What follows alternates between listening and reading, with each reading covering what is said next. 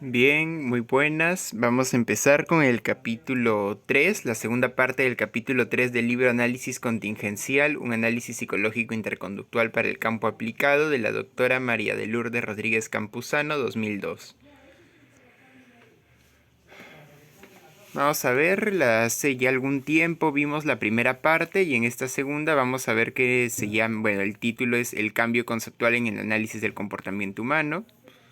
Y bueno, vamos a comenzar.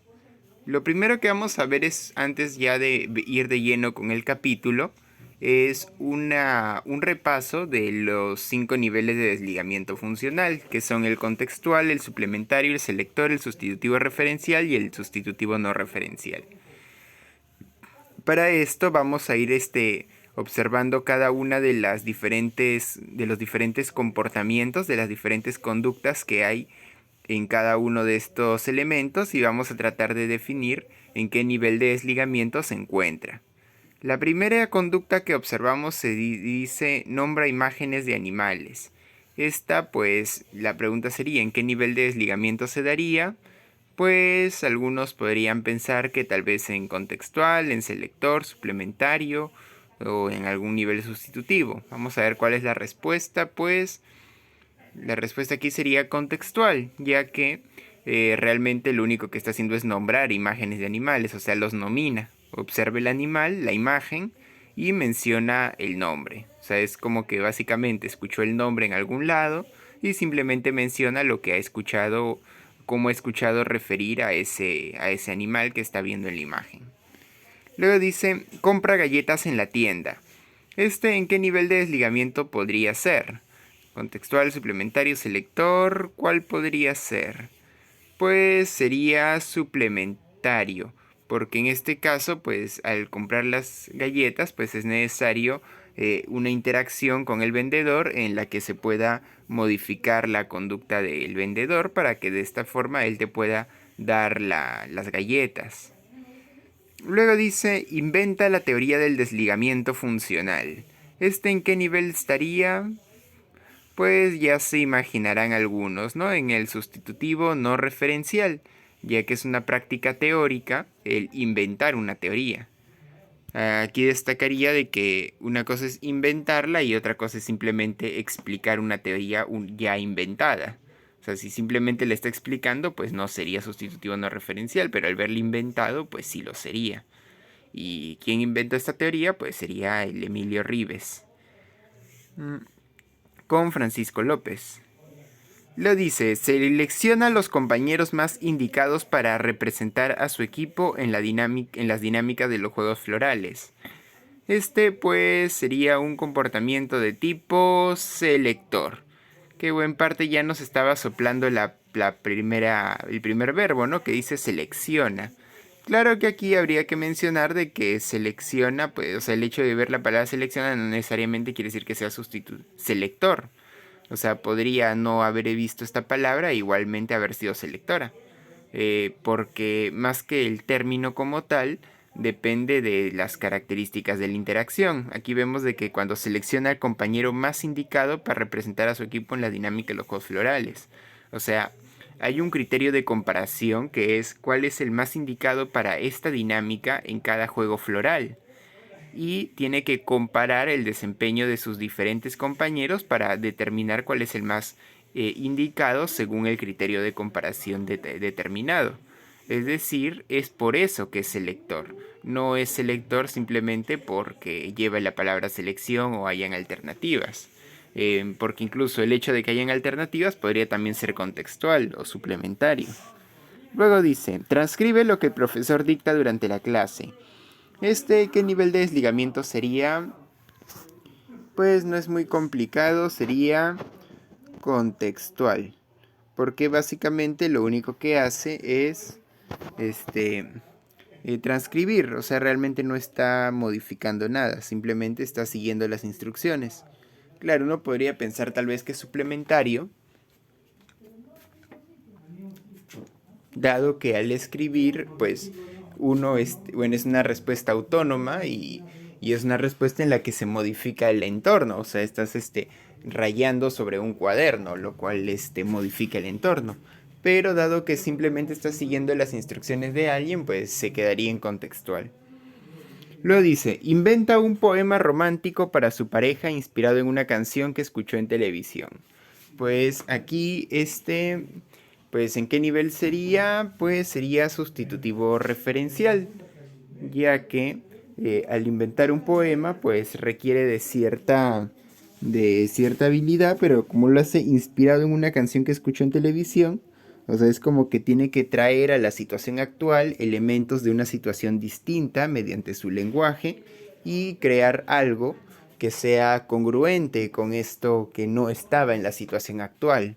Entonces esto ya sería sustitutivo referencial.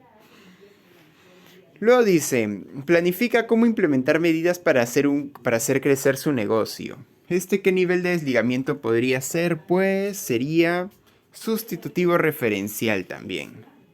Porque para poder hacer esto es necesario eh, situarse en situaciones distintas a la actual para de esta manera poder pensar en cómo es que nuestros resultados, o sea, cómo podríamos planificar algo que sea útil a largo plazo y que nos permita evitar algunos problemas que podríamos tener con el tiempo o que podríamos presentar actualmente para anticiparse a posibles eventualidades, pues habría que ir planeando a largo plazo. Y ese proceso pues ya sería sustitutivo referencial. Luego dice, improvisa en una batalla de rap según las temáticas que cambian constantemente en un panel. Pues, ¿en qué nivel de desligamiento sería? Podemos ver de que hay lenguaje, eso podría pensar tal vez que es sustitutivo. Hay interacción, podría ser suplementario. Pues bueno, vamos a ver qué es. Sería selector, porque cuando improvisa en una batalla de rap, según las temáticas que cambian constantemente en un panel, hay como que, a ver, uno está interactuando con alguien, que sería otra persona, eso ya, y estaría también regulando lo que te dice la otra persona, esto podría parecer suplementario, pero lo que uno dice tiene que concordar con lo que dice el otro, pero no solo con lo que dice el otro, también tiene que concordar con las temáticas que se van cambiando constantemente en el panel. Entonces, esta doble concordancia entre el estímulo panel y el estímulo adversario daría un comportamiento selector. Luego dice, prepara un ceviche rico pero peculiar, que no existe como tal en los recetarios. Pues, ¿qué nivel de desligamiento sería? Pam, pam, pam, pam. Sería suplementario. ¿Por qué suplementario? Porque para preparar este ceviche, pues es como tal una respuesta instrumental donde está modificando el entorno, pero que además no está siguiendo como tal instrucciones al pie de la letra, como se daría en el nivel contextual, sino que lo está modificando, alterando el procedimiento para poder producir algo más o menos novedoso. Luego dice, derrota a un bot en una partida de Street Fighter. Pues, ¿en qué nivel de desligamiento sería? ¿Contextual, suplementario, selector, sustitutivo, referencial o no referencial? A ver, vamos a mirar. Sería suplementario, claro, porque está derrotando a un bot y claro, las jugadas que haga el bot van a variar según lo que uno haga y también uno tiene que en cierta medida ir tanteando para poder descubrir cómo derrotar al bot. Entonces, claro, sería suplementario. Lo dice, se sienta a esperar a que le sirvan el almuerzo. ¿Esto qué nivel de desligamiento sería? Pues este es más sencillo, vamos a mirar la respuesta, sería contextual, porque claro, ¿no? Si uno se siente a esperar, pues no está haciendo nada vacío, o sea, bueno, sí está haciendo algo, sí es una conducta, pero no está modificando nada o alterando algo para que pase algo, simplemente está anticipando un acontecimiento que va a suceder dentro de un rato y bueno, y espera que suceda. Y luego dice, motiva a su hijo para que entre a un concurso de dibujo. Pues ¿cuál podría ser? Bam, bam, bam, bam. Vamos a ver. Suplementario. ¿Por qué sería suplementario? Porque, bueno, está regulando el comportamiento de otra persona. Y bueno, ¿no? El cómo lo haga, pues depende de cómo la otra persona vaya reaccionando. Entonces ahí podemos ver diferentes actividades para poder identificar el nivel de desligamiento. Esperemos de que les haya sido entretenido y hayan podido acertar, y las que no acertaron, pues bueno. Ahora sí, vamos a ir ya con el análisis contingencial como tal. Aquí vamos a ver de que esta es una metodología que cumple una función heurística, es decir, que sirve para poder conseguir, bueno, o sea, como para poder facilitar ciertos procesos metodológicos. O sea, sirve porque es útil, básicamente, para algo. Sirve como sistema de análisis, es decir, para investigar sobre el desarrollo de las disposiciones individuales y la moral, que bueno, también se estaría viendo la moral como disposición individual. Y hay otros elementos más que ya en el capítulo final del libro podríamos ver con mayor detalle, con algunas investigaciones con respecto al análisis contingencial. Y también cumple una función como metodología para el cambio, es decir, te permite obtener un programa individualizado, que es básicamente lo que vamos a aprender a lo largo del libro. Y esto serviría para el análisis de la conducta individual. El análisis contingencial es un método para entender el comportamiento individual. Es un método psicológico, de evaluación psicológica. Si quisiéramos ver más un método de evaluación social, podría ver tal vez ciertos aspectos estereotípicos de una población.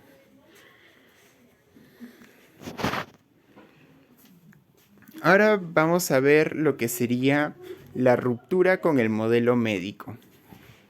En cuanto a la ruptura con el modelo médico, vamos a ver de que aquí, más que la ruptura con el modelo médico, sería una ruptura con la generalización del modelo médico. Es decir, no es que se esté diciendo, el modelo médico es malo y hay que ir en contra de la medicina. No. O sea, el modelo médico está bien, pero en la medicina. El problema es cuando lo quieren llevar al ámbito de la psicología. O sea, cuando quieren tratar cuestiones, o sea, diferentes tipos de problemas que no sean de salud, como si fueran problemas de salud.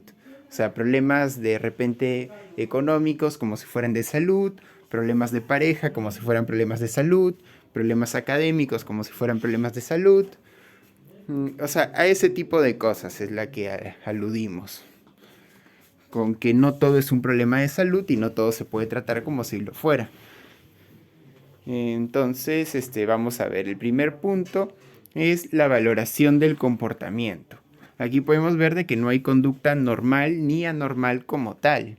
Si nosotros lo vemos desde un punto de vista médico, pues hay enfermedades, o sea, hay conjunto de síntomas que son anormales y que habría que curar. Pero en psicología, pues no podríamos hablar de que hayan conductas buenas y malas a priori, sino que estas dependerían de las valoraciones de los individuos. O sea, no hay conductas buenas ni malas o anormales y normales, sino prácticas congruentes e incongruentes entre individuos. También podemos ver de que el usuario sería, bueno, vamos a centrarnos en el usuario del servicio psicológico, no tanto en un sujeto problema o en un paciente. Digamos que en el modelo médico, en la generalización del modelo médico, mejor dicho, habría una concepción en la que se asumiría que hay una persona que está mal, una persona que tiene un problema, cuya conducta es mala y que hay que modificar su conducta.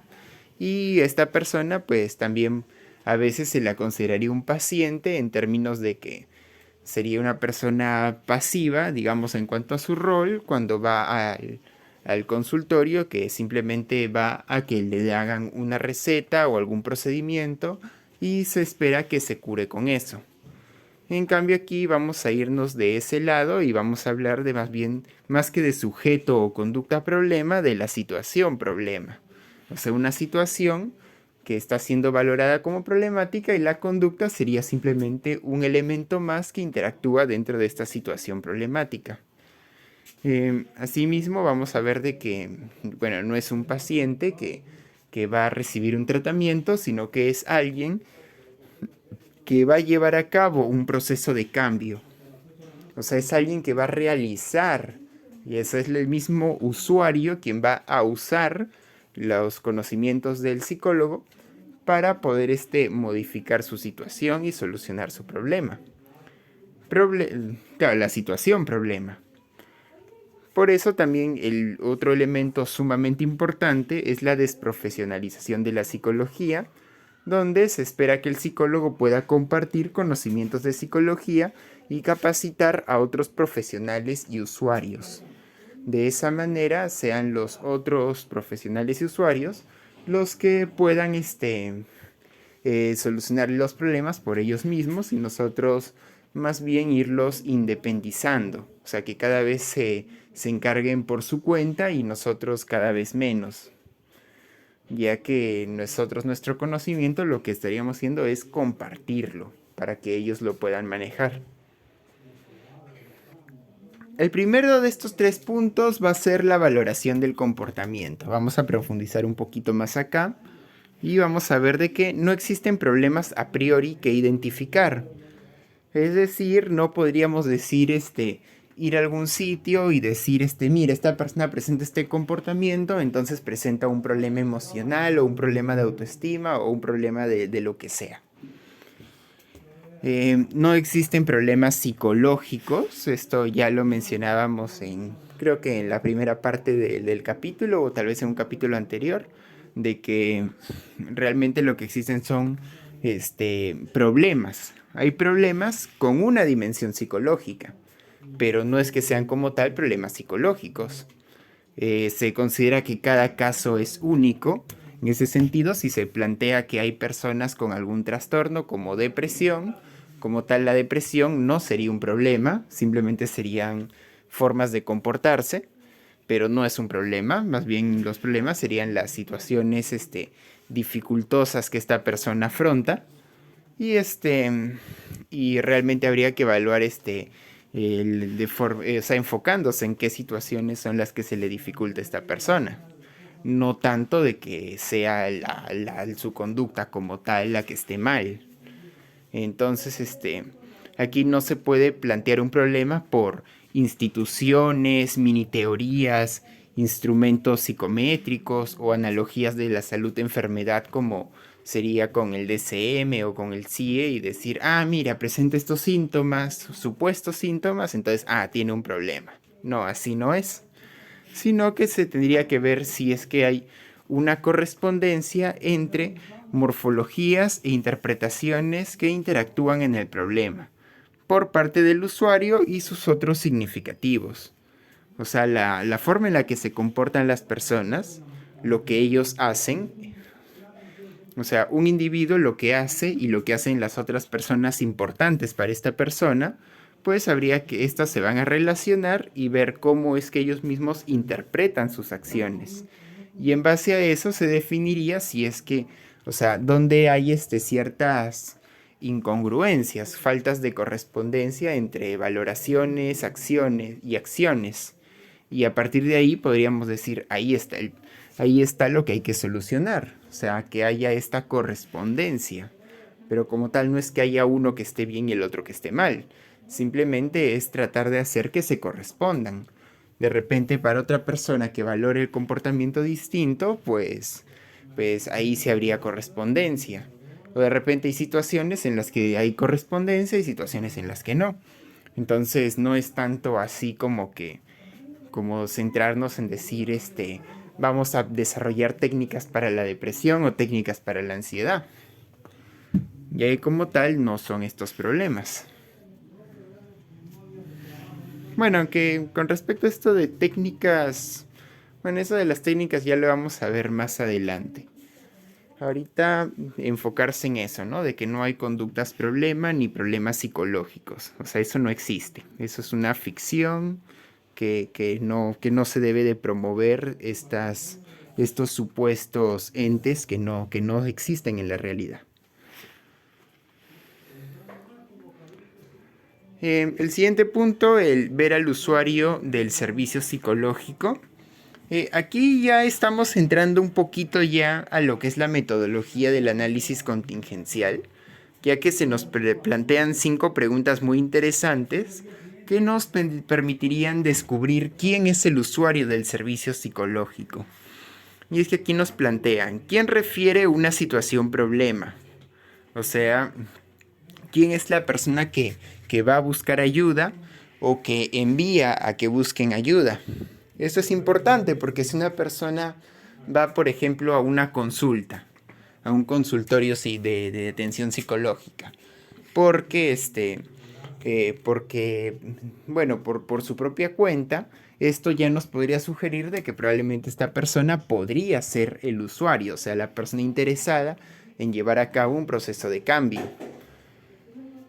Pero si esta persona va, no porque esta persona tenga el interés de ir, sino porque lo remite de repente de alguna institución como un colegio o algún penal, bueno, de estos centros legales, ¿no? De repente algún juez o o los mismos padres o la pareja le pide al esposo que vaya o a la esposa.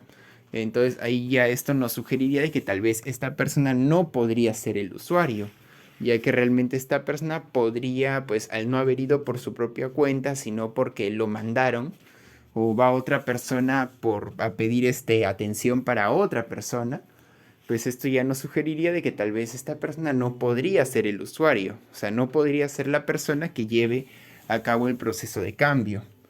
Si nosotros siguiéramos la lógica de que es un paciente, pues ahí no habría problema. Simplemente es como que, bueno, vienes, bueno, no quieres venir, pero no importa. Igual te hacemos los análisis, vemos los resultados y te recetamos esto.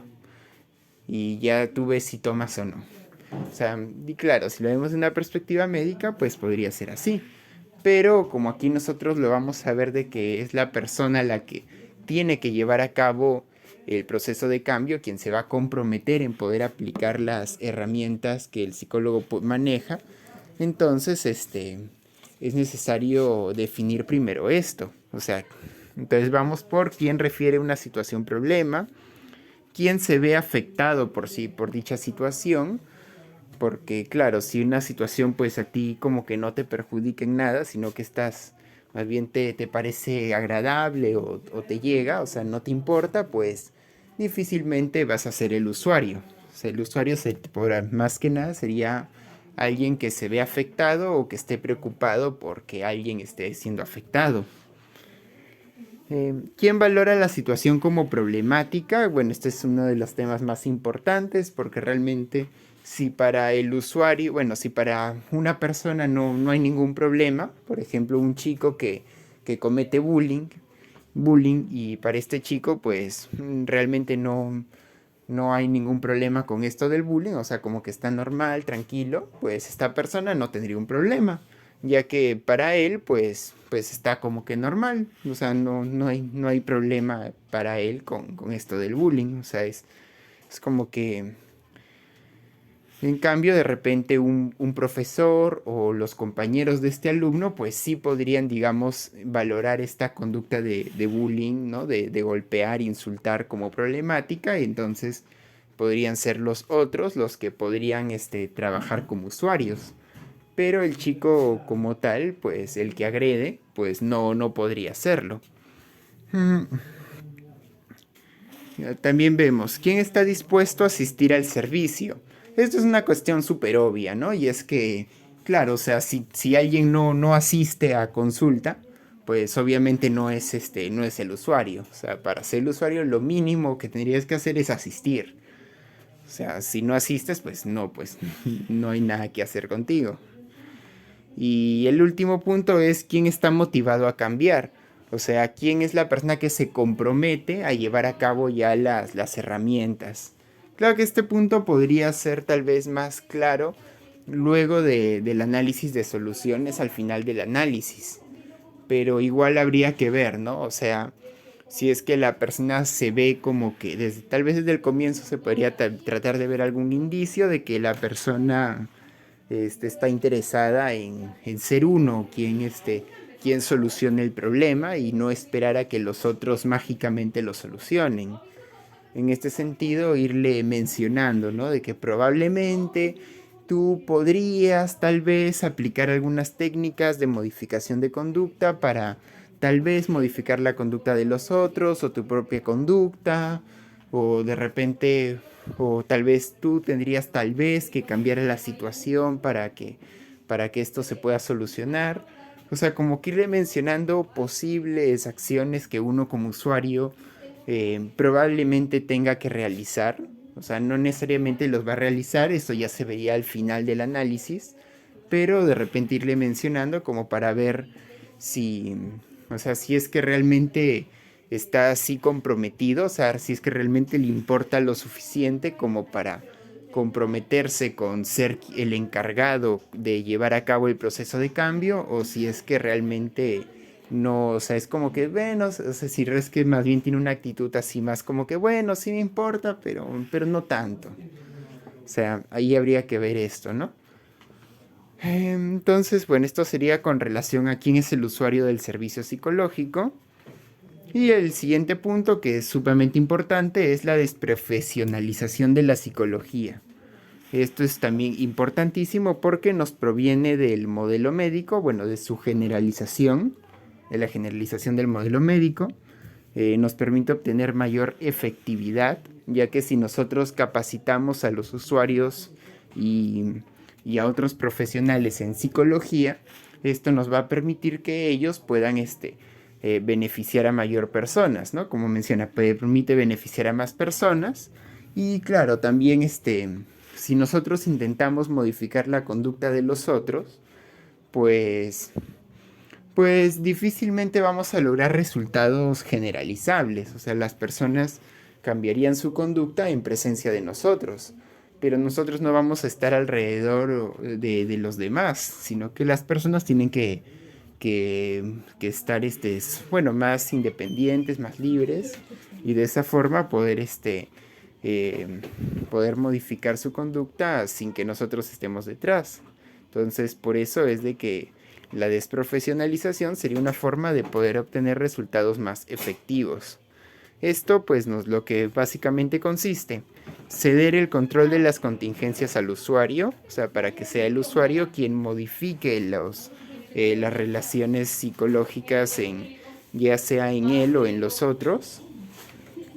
En este sentido, el usuario va a ser un coanalista, o sea, el usuario también va a analizar su conducta o la situación problemática, va a ser un coeducador, porque así como nosotros lo vamos a educar o capacitar, pues probablemente él también lo pueda hacer. Y en cierta medida un paraprofesional. Claro, un paraprofesional ya sería más directamente de repente en el caso de los docentes, que también son profesionales, pero que no son exactamente psicólogos. Pero en cierta medida, pues los padres o las parejas también estarían, en cierta forma también tendrían un cierto conocimiento que los tendría ellos mismos en cierta forma como en cierta medida prácticamente de psicólogos. Tal vez no tanto como nosotros, pero sí algo o sea, la idea es que ellos no dependan de nosotros. Y esto yo lo pondría como una forma de empoderamiento, en la cual, pues claro, ellos van a poder llevar a cabo los cambios por ellos mismos, ¿no? Y bueno, habiendo visto eso, vamos a ver la metodología general del análisis contingencial. Vamos a ver 5 pasos que a su vez incluyen subpasos.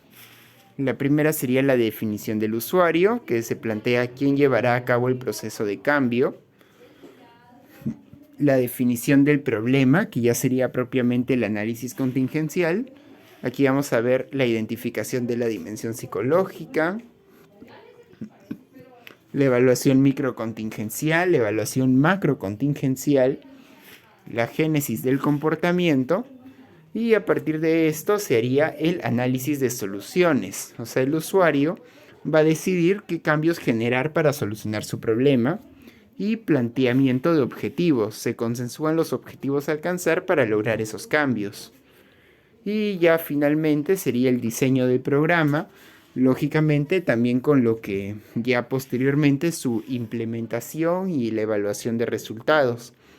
Aquí en el diseño del programa sería seleccionar o inventar en algunas ocasiones técnicas terapéuticas y de evaluación de resultados, para de esa forma ir poder ya llevar a cabo el programa de modificación de las variables psicológicas, digamos modificación de conducta en cierta, se podría decir, las técnicas también para evaluar que este proceso esté dando resultados, que se estén cumpliendo los objetivos propuestos. Habría que definir el número y la fecha de las sesiones, o sea, cuántas van a ser y qué días, y bueno, cuánto van a durar también, y definir si será necesario interconsultas con otros profesionales como abogados o médicos, o incluso tal vez asesores financieros y así, ¿no? Eh, y bueno, ya habiendo visto todo eso, vamos a la parte final que, que nos alude a las funciones del terapeuta. O sea, cuáles son las funciones que el psicólogo va a cumplir como dentro de su proceso de psicológico, ¿no? El proceso de, o sea, ya durante el proceso de evaluación y posterior intervención. Aquí vamos a ver de que muchas veces en psicoterapia estas presentan efectos similares, o sea, diferentes terapias, pero todas dan resultados parecidos. Y aquí podríamos también a veces se plantea de que hay algunas técnicas, o sea, que a pesar de aplicar la misma técnica produce efectos distintos, o sea, no siempre la misma técnica da el mismo resultado. Y uno se pregunta, ¿y esto a qué se debe? Pues vamos, bueno, una propuesta, una posible solución que se plantea aquí es de que a pesar de que se puedan haber diferentes técnicas y diferentes terapias, muchas veces se utilizan, o sea, en una misma técnica diferentes roles del psicólogo y en una misma terapia, pues en diferentes terapias se utilizan a veces también los mismos roles. Entonces aquí habría que darle un cierto énfasis a este aspecto de los roles. Vamos a ver el primer rol o función del terapeuta.